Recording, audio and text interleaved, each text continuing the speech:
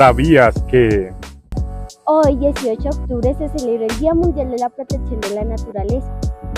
Fue creado en 1972 por el expresidente argentino Juan Domingo Perón para recordarnos la importancia de cuidar nuestro planeta. Cada año perdemos millones de hectáreas de bosques y miles de especies están en peligro. Pero todavía podemos hacer la diferencia.